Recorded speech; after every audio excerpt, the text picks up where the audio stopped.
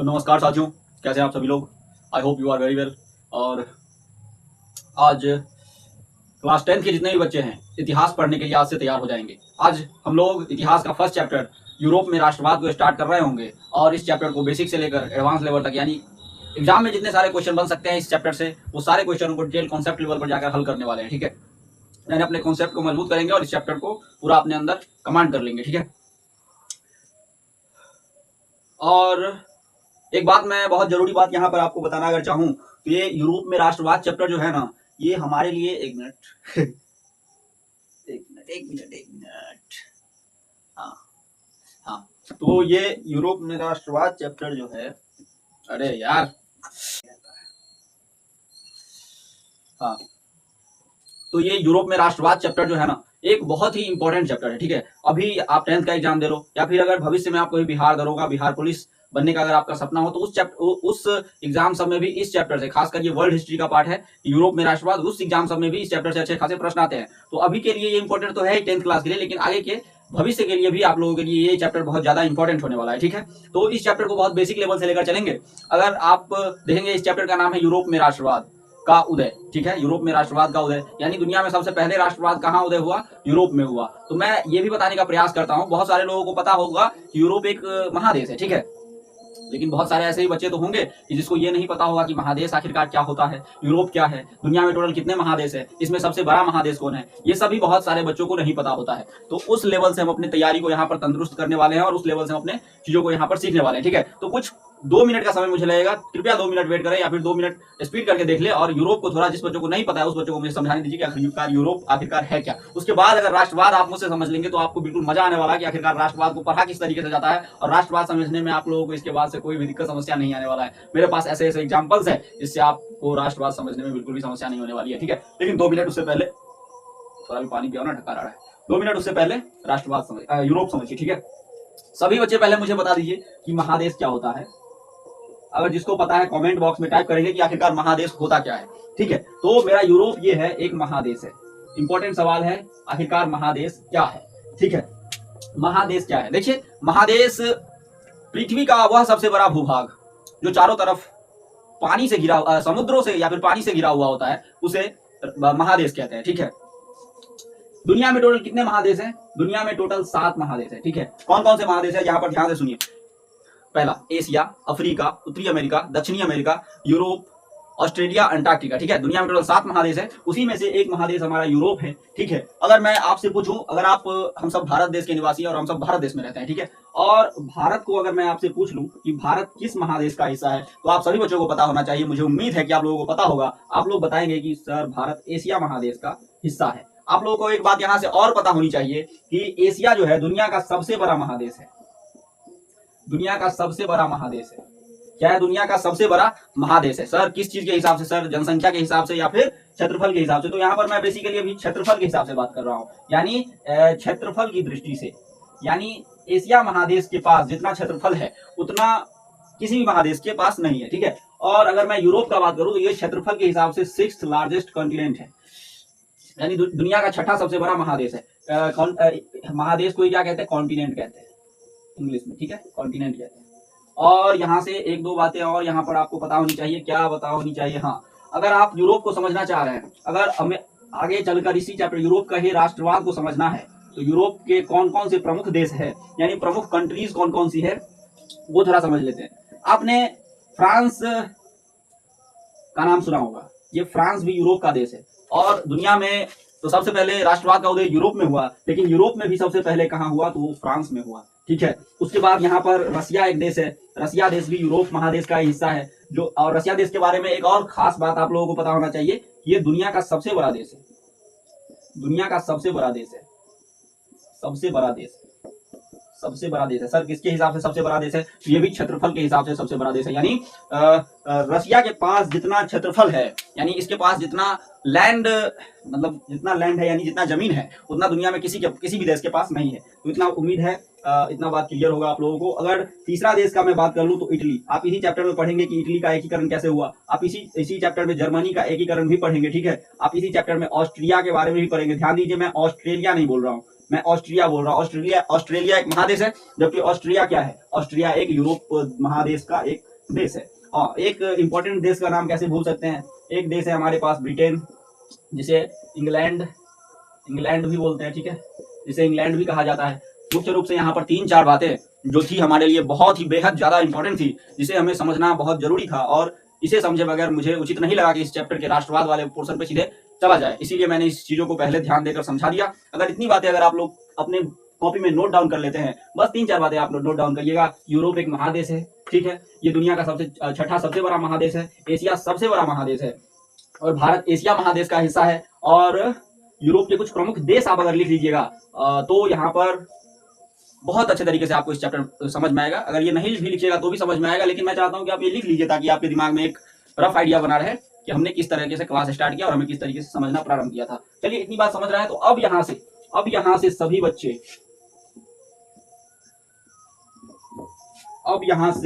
बच्चे एकदम एकाग्र हो जाए।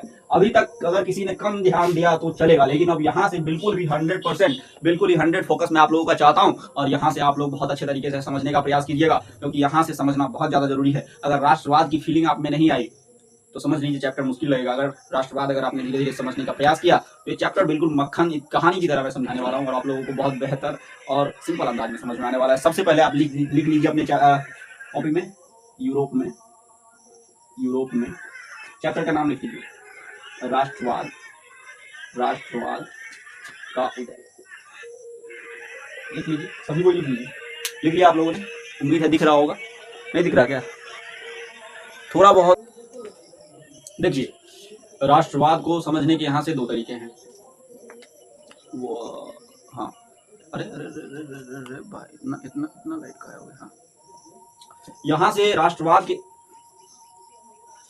दोस्तों, यहाँ से राष्ट्रवाद को समझने के 2 तरीके हैं। पहला कि मैं यहाँ पर एक डेफिनेशन लिख दूं और उसको इलैबोरेट कर दूं, ठीक है, लेकिन दूसरा तरीका ये है जो कि मेरा फेवरेट तरीका है, और वो ये है कि पहले बेसिक लेवल से थोड़ा हल्का वाला डेफिनेशन बताया जाए, और धीरे धीरे करते करते आप लोग जब समझने का स्तर आप लोगों में आ जाए तो एक स्टैंडर्ड लेवल की चीजों को आपको बताया जाए, यानी स्टैंडर्ड डेफिनेशन बताया जाए, जिससे आप चीजों को करेक्ट कर पाए और अच्छे बेहतर लेवल से समझ पाए।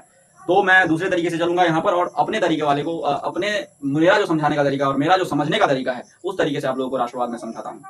तो ये तरीका क्या है? सबसे पहले बेसिक लेवल का समझेंगे और धीरे धीरे आप मेरे साथ जुड़े रहेंगे तो एक स्टैंडर्ड लेवल की डेफिनेशन आपके दिमाग में बिल्कुल अच्छे तरीके से आ जाएंगी, ठीक है। ध्यान दीजिएगा, लाइट कट गया है अभी, लेकिन क्वालिटी ठीक है क्योंकि मेरा ये बल्ब है, इन्वर्टर वाला है, ठीक है। यूरोप को तो मैंने आपको समझा दिया और राष्ट्रवाद को समझना है, ठीक है। राष्ट्रवाद जो है, राष्ट्रवाद का मतलब होता है अपने पूरे राष्ट्र से प्रेम करना। पहले ही बता रहा हूं कि पहले बेसिक लेवल का बताऊंगा, बाद में एडवांस लेवल का, तो ध्यान से सुन ले जाना। राष्ट्रवाद का मतलब है कि अपने पूरे राष्ट्र से प्रेम करना। अगर हम पहले बार इस राष्ट्रवाद शब्द का नाम सुनते हैं तो हमें कुछ भी समझ नहीं आता। अगर मैं आपको ये बोल भी दूं कि राष्ट्रवाद का मतलब होता है अपने पूरे राष्ट्र से प्रेम करना, फिर भी आप लोग उतना इसको सीरियस नहीं लेते हैं कि क्या अगर मैं इसको पूरे अच्छे तरीके से इलेबोरेट भी कर दूं तो आप लोग उतना सीरियस नहीं लेते हैं कि आखिरकार ये क्या डेफिनेशन है। लेकिन जब मैं इसको कुछ एग्जांपल के माध्यम से आपके माइंड में फीड करने का काम करूंगा तो आपको लगेगा कि ये वाकई बेहतर तरीका है समझने का। समझिए, आप लोगों ने नाम सुना होगा कि जातिवाद, आप लोगों ने नाम सुना होगा परिवारवाद, यानी परिवारवाद का मतलब कि उसके लिए परिवार ही अपना सब कुछ है, यानी वो परिवार से प्रेम करता है, यानी परिवार के प्रति प्रेम। जातिवाद में होता है कि अपने जाति को ही सब कुछ मानना, अपने जाति के प्रति ही प्रेम की भावना रखना, ठीक है। उसी प्रकार राष्ट्रवाद में अपने पूरे राष्ट्र के प्रति प्रेम की भावना को हम राष्ट्रवाद कहते हैं। जातिवाद का आपने एक सुना होगा, मान लीजिए कोई गांव में छोटा सा अगर चुनाव लड़के थोड़ा सा मुखिया भी बन गया, अगर उसके अंदर अपने जातिवाद की भावना है, यानी उसके अपने जाति के प्रति प्रेम की भावना है, तो गांव में कोई योजना, या पहले अब तो नहीं लेकिन अभी भी कुछ कुछ योजना आते हैं, जैसे आवास योजना, पहले चापाकल का योजना आता था, तो वो सब योजना थे। हालांकि अब चापाकल वाला तो हुआ नहीं, अब नीतीश कुमार का नल जल योजना है जो कि वेरी वेरी फ्लॉप है इन बिहार, ठीक है। तो उसमें क्या होगा, अगर मान लीजिए आवास का योजना है, जो प्रधानमंत्री आवास का योजना है, जिसे इंदिरावास भी कहते हैं कहीं कहीं पर, हालांकि इसका नाम चेंज हो चुका है, इंदिरावास को प्रधानमंत्री आवास योजना में बदल दिया गया है, ठीक है। तो उसमें क्या होता है कि मान लीजिए किसी मुखिया के पास मतलब जातिवाद का सॉफ्टवेयर लोड है, तो वो सोचेगा कि अपने जात वाला को दे, दूसरे जात वाला को हटाओ, दूसरे जात वाला को नहीं देना है। तो ये जातिवाद की भावना को दर्शाता है कि अपनी जाति से प्रेम की भावना, यही हमारे पास जातिवाद है। मान लीजिए परिवारवाद में है, मान लीजिए कोई राजनीतिक दल है, गांव के बहुत सारे नेता यहाँ पर सीढ़ी लगा हुआ है, बहुत सारा नेता प्रयास कर रहा है, रोज इस सीढ़ी पर चढ़ने का काम कर रहा है, कोई यहाँ पर आकर रुका हुआ है, अब इलेक्शन का टाइम आ चुका है, उस लोग आस लगा के बैठा हुआ है, कि राष्ट्रीय अध्यक्ष हमको इस बार टिकट देंगे और विधानसभा का चुनाव लड़के हम विधायक बन जाएंगे। लेकिन तभी एक खबर आता है कि नेताजी ने अपने बेटे को टिकट दे दिया है। ये क्या है? परिवारवाद की भावना है। ये क्या है? परिवारवाद कि उसका बेटा नहीं, ग्राउंड लेवल पर कोई काम किया नहीं, योग्यता है, और सीधे अपने बेटे को यहाँ पर क्या किया, टिकट दे दिया, पैराशूट से लॉन्चिंग कर दिया। अब वो चुनाव लड़ेगा, तुम सब कितना मेहनत किया, तुम हटो, तुम मेरे परिवार में नहीं है, इसलिए तुम्हारे बारे में नहीं सोचा जाएगा। यानी परिवारवाद का मतलब हुआ कि सबसे पहले अपने परिवार के बारे में सोचना। तो यहाँ से मुख्य रूप से मेरा समझाने का उद्देश्य यही था कि जिस किसी भी शब्द में अगर वाद जुड़ा हो, उसी से लोग प्रेम करता है। यानी राष्ट्रवाद में भी राष्ट्र में वाद जुड़ा, यानी लोग राष्ट्र से प्रेम करेगा। ठीक है, इतना बात समझ में आ रहा है आप लोगों को। अब यहाँ से आगे की बातें समझते हैं। आप लोगों को अपने राष्ट्र के प्रति एक अलग लेवल का प्रेम है, और आप सभी के अंदर राष्ट्रवाद का जो भावना है, यानी राष्ट्रवाद का सॉफ्टवेयर जो है, आप लोगों के अंदर ऑटोमेटिक बचपन से ही लोड है। आप लोगों को हालांकि अभी तक पता नहीं होगा, लेकिन आपके अंदर ये सॉफ्टवेयर लोड है। आप लोगों को बस ये नाम नहीं पता था, लेकिन आपके अंदर ये भावना बचपन से ही फीड है। ठीक है सर, थोड़ा बताइए कैसे फीड है, इसको थोड़ा एग्जाम्पल के माध्यम से समझाइए। अभी मैं आपको एक एग्जाम्पल दे दूं कि चाइना के सैनिक ने जम्मू कश्मीर में, या फिर पाकिस्तान ने जम्मू कश्मीर में 20 भारतीयों को मारा। अभी एग्जाम्पल भी आया था पहलगाम अटैक था ना, पहलगाम अटैक। तो वहां पर चाइना था कि पाकिस्तान था, थोड़ा आप करेक्ट करिएगा। हम एक एग्जाम्पल के माध्यम से मान लेते हैं, चीन ने जम्मू कश्मीर में भारत के 20 लोगों को मार दिया। तो आपके अंदर में एक तकलीफ होगा कि इसने भारत को मार दिया।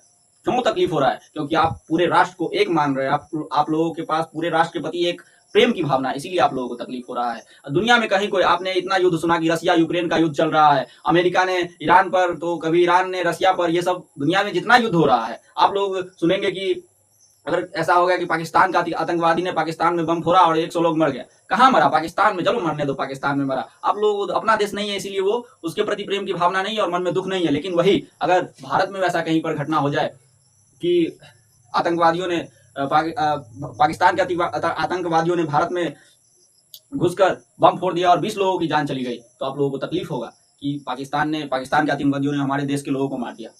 जो यही एक राष्ट्रवाद की भावना है। अब यहाँ से राष्ट्रवाद को एक डीपली लेवल में समझने का प्रयास करें। जैसे जातिवाद में, जैसे परिवारवाद में अपने जाति, अपने परिवार को आगे बढ़ाने की भावना होती है, वैसे ही राष्ट्रवाद में भी अपने राष्ट्र को आगे बढ़ाने की भावना होती है। मान लीजिए, कैसे सर? मान लीजिए भारत इंडिया का मैच चल रहा है।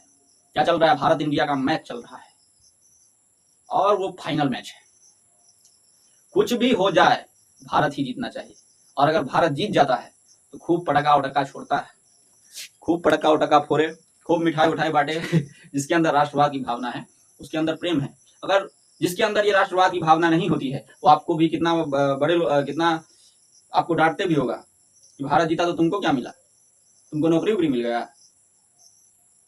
अगर ऐसा कोई बोले तो उसको एक ही जवाब कहना कि भारत जीता तो हमको क्या मिला। आप नहीं समझ पाएंगे, क्योंकि आपके अंदर राष्ट्रवाद की भावना नहीं है, आपको अपने राष्ट्र प्रेम की भावना नहीं है। हम चाहते थे कि राष्ट्र हमारा आगे बढ़े, भारत जीता इसीलिए दुनिया में उसका नाम हुआ और हमारा राष्ट्र आगे बढ़ गया। तो राष्ट्रवाद में क्या होता है? अपने राष्ट्र को आगे बढ़ते हुए देखने की भावना होती है, या फिर आगे बढ़ाने की भावना होती है। ठीक है, तो ये एक एग्जाम्पल है, और इसको और बेहतर तरीके से समझने का प्रयास कीजिए। मान लीजिए कहीं किसी न्यूज आर्टिकल में लिखा है, क्या लिखा है सर? कहीं पर लिखा है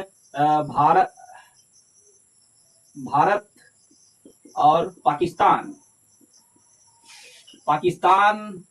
के हथियारों का तुलना। आपके मन में देखिए ऑटोमेटिक कैसे ये दिमाग में चल रहा है कि हमारा देश भारत पाकिस्तान से तो आगे ही होगा। यही राष्ट्रवाद की भावना है। मान लीजिए टैंक लिखा है, ठीक है, और यहाँ पर लिखा है पाकिस्तान और यहाँ पर लिखा है भारत।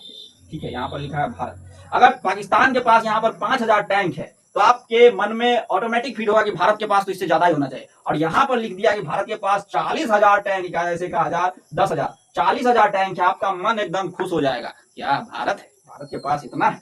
यहीं पर लिखा हुआ है क्या? लड़ाकू विमान यानी फाइटर जेट सब जो होता है, लड़ाकू विमान पाकिस्तान के पास है कितना? मान लीजिए इसके पास 10,000 होगा। आपके ऑटोमेटिक मन में है कि भारत के पास तो इससे ज्यादा ही होना चाहिए। यही सब राष्ट्रवाद की भावना है। तो क्या है भारत के पास? अगर आपने देख लिया कि भारत के पास है 50,000, आपका मन हो गया गदगद। क्या है? राष्ट्रवाद है। उम्मीद है मैं आप लोगों को राष्ट्रवाद समझाने के प्रयास में सफल हो रहा हूँ और आप लोग समझने का भी प्रयास कर रहे होंगे। तो यहाँ से हम लोगों ने 2 बात यहाँ पर समझा कि राष्ट्रवाद एक ऐसी भावना है जिसमें अपने राष्ट्र को आगे बढ़ाने की भावना होती है और राष्ट्र के प्रति प्रेम की भावना होती है। ठीक है, अब यहाँ से एक डेफिनेशन लिखने का काम करेंगे हम लोग राष्ट्रवाद की, और यहाँ से राष्ट्रवाद को कहानी को क्लोज करेंगे और चैप्टर के आगे आगे चीजों को पढ़ने का प्रयास करेंगे। ठीक है, लिख लीजिए राष्ट्रवाद। एक राष्ट्र के प्रति, एक सिंपल सा डेफिनेशन पहले लीजिए। राष्ट्र के प्रति प्रेम की भावना राष्ट्रवाद कहलाती है। अब यहाँ से स्टैंडर्ड डेफिनेशन लिखिए, यहाँ से स्टैंडर्ड डेफिनेशन लिखिए। राष्ट्रवाद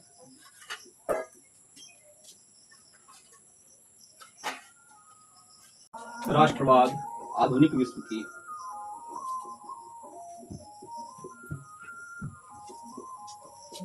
राजनैतिक जागृति का प्रतिफल है जो पूरे राष्ट्र में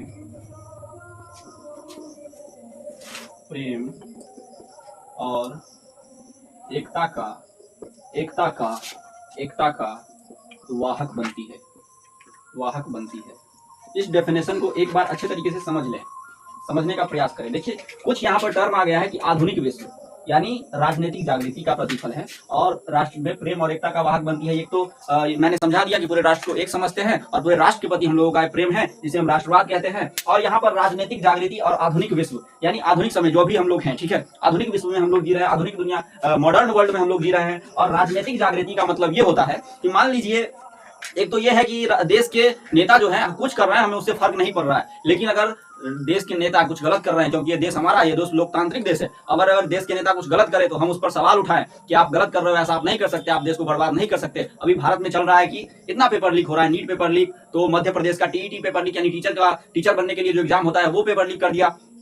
बार बार एसएससी जीडी सबका पेपर लीक हो जाता है, एसएससी का पेपर लीक हो जाता है। ये देश की बर्बादी की ओर चलने का पहला कदम है कि देश का शिक्षा व्यवस्था ही सुदृढ़ नहीं है। अगर इन सभी सवालों पर हम देश के जो लीडर होते हैं, इस सब से हम अगर सवाल पूछते हैं तो वही एक राजनीतिक जागृति उसे हम कहते हैं। ठीक है, कि हम देश के लीडर से सवाल पूछेंगे अगर कुछ गलत हो रहा है देश में। आपको एक छोटे से एग्जांपल से समझा रहे हैं। ठीक है, मान लीजिए आपके घर में ही एक मतलब एक घर को ही देश की तरह लेते हैं। आपका एक घर है, ठीक है,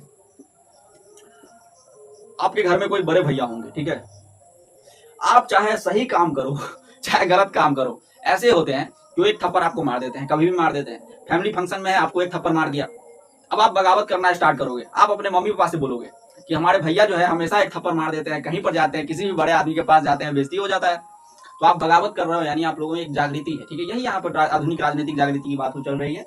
तो ये परिवार में जागृति है। नहीं, हम सवाल पूछेंगे आप ऐसा क्यों कर देते हो, आप गलत करते हो, हम भी एक इंसान है, आपको हमेशा कहीं पर नहीं मारना चाहिए। वैसे ही हमारे राजनीतिक जागृति का प्रतिफल है, जिसमें प्रेम और एकता का, राष्ट्र में प्रेम और एकता का वाहक बनती है। यही हमारे पास क्या है, राष्ट्रवाद कहलाता है। अब यहाँ से क्या इंपॉर्टेंट चीज है वो समझिए। ये राष्ट्रवाद का भावना का जो पूरे विश्व में जो सबसे पहला जो क्या हुआ, पहला पूर्ण रूप से मतलब ये कहां पर देखने को मिला राष्ट्रवाद की भावना। तो एक देश है, मैंने शुरू में आपको फ्रांस के बारे में बताया था कि पूरे विश्व में फ्रांस ही एक ऐसा देश है जहां पर राष्ट्रवाद की पूर्ण अभिव्यक्ति मतलब प्रथम अभिव्यक्ति हुई। राष्ट्रवाद की प्रथम अभिव्यक्ति यानी पहली बार जो राष्ट्रवाद देखने को मिला वो यूरोप के एक देश फ्रांस में देखने को मिला। अब यहां से कहानी में मजा आने वाला है कि हम लोग फ्रांस के राष्ट्रवाद को समझने वाले हैं। कहां के राष्ट्रवाद को, तो फ्रांस के राष्ट्रवाद को। अब यहां से जिस बच्चे ने ध्यान दे दिया, समझो उसका चैप्टर अब यहां से मक्खन की तरह समझ में आने वाला है। तो ये सबसे महत्वपूर्ण कार्य जो आज मैंने किया, राष्ट्रवाद को समझने का प्रयास किया और राष्ट्रवाद की एक स्टैंडर्ड डेफिनेशन को हमने देखा। पहले इसके सरल डेफिनेशन को विभिन्न उदाहरणों के माध्यम से समझ लिया, फिर उसके क्या कहते हैं, एक स्टैंडर्ड डेफिनेशन जो मानक डेफिनेशन है उसको हम एग्जाम में भी लिख सकते हैं, ऐसे डेफिनेशन को समझ लिया। उसके बाद हम इस राष्ट्रवाद की प्रथम अभिव्यक्ति कहां पर हुई, तो यूरोप के एक देश फ्रांस में हुई। और यहां से नेक्स्ट लेक्चर में कहानी को देखेंगे, क्योंकि अगर मैं एक शुरुआती दौर वो भी व्हाइट बोर्ड पर अपने लेक्चर को पढ़ाने वाला, अगर ज्यादा देर का लेक्चर होगा तो आप लोग भी बोर हो जाएंगे। इसीलिए फ्रांस की कहानी अगले लेक्चर से मैं क्या करूंगा, शुरुआत करने का प्रयास करूंगा, और इसी अंदाज में, बल्कि इससे और बेहतर अंदाज में, क्योंकि ये मेरे जीवन का पहला वीडियो है। हालांकि जीवन का तो नहीं है, लेकिन पढ़ाने के सिलसिले में, 10th क्लास के पढ़ाने के सिलसिले में मेरा जीवन का पहला वीडियो है। उम्मीद करता हूं आप लोगों को ये वीडियो समझने में आसानी हुई होगी। अगर कुछ चीजें मुझसे गलती हुई होंगी तो मैं चाहता हूं कि आप लोग कमेंट बॉक्स में अपनी राय लिख सकते हैं, और मुझे क्या सुधार करना चाहिए और अपने टीचिंग स्किल्स में क्या बेहतर करने का प्रयास करना चाहिए, वो आप मुझे कमेंट सेक्शन में अपनी राय यानी अपना सजेशन दे सकते हैं। मैं उन सजेशनों का आदर करूंगा, आदर पूर्वक विचार करूंगा उन पर, और अपने अंदर बदलाव लाने का प्रयास करूंगा। धन्यवाद। मिलते हैं किसी नेक्स्ट इस चैप्टर के अगले पोर्शन से, फ्रांस में राष्ट्रवाद का उदय से लेकर आगे कहानी को देखते हुए चलेंगे नेक्स्ट वीडियो में। धन्यवाद। अगर मेरा प्रयास अच्छा लगा होगा, वीडियो को लाइक करके इस वीडियो को अपने दोस्तों के साथ भी शेयर कर सकते हैं, और नेक्स्ट पार्ट देखने के लिए हमारे चैनल को सब्सक्राइब करें, ताकि मैं जब भी नेक्स्ट पार्ट लाऊं, हालांकि जब भी नहीं, कल या फिर परसों नेक्स्ट पार्ट आएगा, आप उसे देखकर अपने इस चैप्टर के कॉन्सेप्ट को और बेहतर बनाने का प्रयास करेंगे। मुख्य काम यह है कि आप लोग राष्ट्रवाद के डेफिनेशन को याद कर लेंगे। धन्यवाद।